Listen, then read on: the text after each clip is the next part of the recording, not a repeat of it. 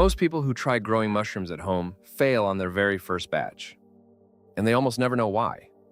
It comes down to 7 specific mistakes that kill almost every failed batch. Fix these and your first harvest is closer than you think. Let's go. Mistake 1, working dirty. The same warm, moist conditions your mushrooms love are paradise for mold and bacteria. Most beginners work with bare hands on a cluttered counter with the air moving. The fix, a clean still room, wipe everything with alcohol, wash up, stop the moving air. Mistake 2, skipping substrate prep.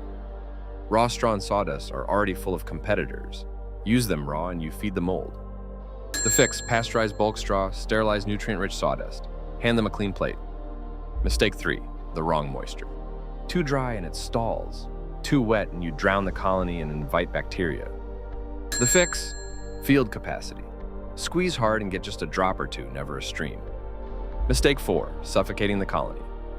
Long, thin alien stems reaching upward. Mean carbon dioxide is building up. The fix, gentle fresh air. Fan it a few times a day or add small filtered holes. Mistake 5, impatience.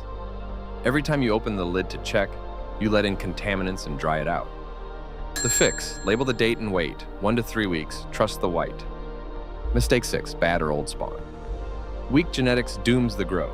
Healthy spawn is bright white and smells fresh. Mistake 7, the wrong temperature and light. Most beginner mushrooms love the low 70s, and a myth to kill, they do not need darkness. Clean prep, moisture, air, patience, strong spawn, steady temp and light. Get these right, and you are no longer guessing, you're growing. The full playbook for every species is at our site. Subscribe and grow along with us.